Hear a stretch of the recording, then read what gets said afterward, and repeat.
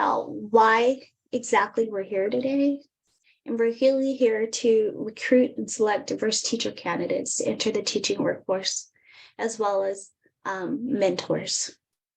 And ultimately, we're not just recruiting because that's what we want to do. We want to also make sure that anyone that we bring in is supported to be effective, because that's what our kids need. You've seen the latest test results and different data.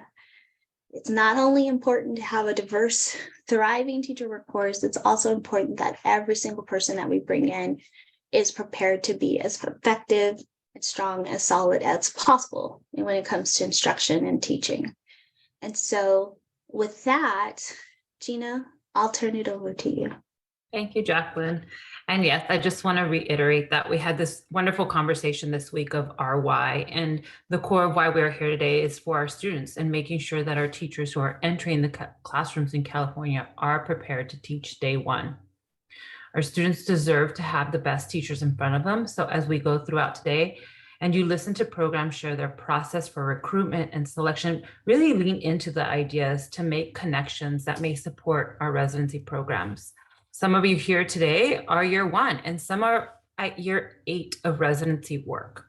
So the programs presenting today are experienced programs and have many systems in place for recruitment and selection, but they did not get there overnight. And I want to emphasize that point because it can be overwhelming if you're new to hear all these beautiful ideas, but that took years of work to put into place. But we intentionally ask these programs to share what they have created because they have robust recruitment and selection processes and structures in place. These sessions are created so partners can listen and gather new concrete ideas and resources so they too can grow and refine their own programs. I'm going to ask that you get a piece of paper or Post-it out and jot down this question to guide your thinking today. The question's on the slide. I'm going to ask you at the end of the day as well. What might be some next steps for your residency program as you continue to grow and refine, or for some of you, begin to implement? I'm going to ask that you hold on to that question. So as you go through today's learning, you walk away with 1 to 2 new ideas that you can go back and implement yourself.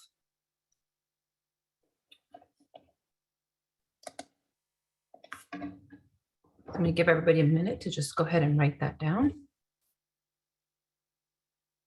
Jacqueline also went ahead and put that in the chat. Thank you, Jacqueline. But before we begin the partner presentations today, I want to take a moment to think about how partners are calibrating on the types of candidates they're looking for in both residents and mentors. How are you taking the time as a partnership to clarify the outcome so you are both steering in the same direction? It's essential that partnerships are clear on their instructional practices that they want to highlight in their residency programs. It's equally important to be clear on the dispositions needed by both mentors and residents. The dispositions and instructional practices will guide the types of candidates you will recruit and select. So for many of us, this is like backwards mapping. We're going to start with the end. What does the LEA need? And who is the LEA training? What are those dispositions that we want to see in our candidates when they leave our residency programs? So one strategy to do this work is to calibrate by holding instructional learning walks as a partnership in schools being utilized for clinical practice. Calibrating takes time, so identify the LEA and IHE partners who will be a part of the instructional walks. I love Bakersfield's model here. They use a general rule that I really appreciate. They make sure that they have equal number of partners attend any residency work. For example, if you have 3 LEA partners, you have 3 IHE partners attend. This creates a sense of balance. Holly, shout out because she gave me that this last week. So making sure you it creates a sense of balance. And second, you make sure to put the instructional walks on your calendars in advance so you are intentional about when you are going into classrooms. There are logistics that may need to be worked out at either the LEA or IHE prior to the walks taking place. Also, prior to the walks, collaborate on the types of guiding documents you will use during the instructional walks. Are you using TPEs, CSTPs, or creating a separate rubric for these observations. Make sure that when you schedule the instructional walks, you leave room to debrief on what was observed.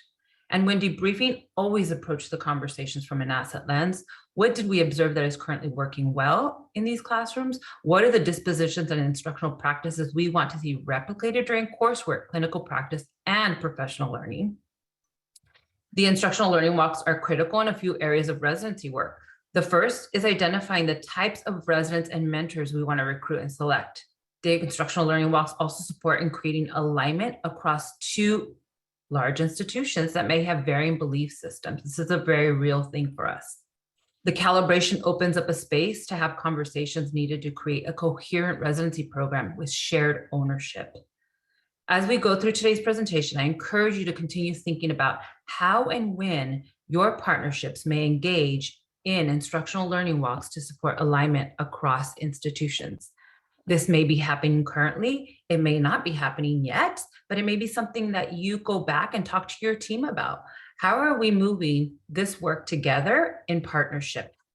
And what I like to compare it to is sometimes we say, well, we've got a lot of things because we've been doing this work for a long time as far as student teachers, but I call that parallel play. The IHE does one thing, the LEA does another thing. This is really coming together and making those decisions in partnership.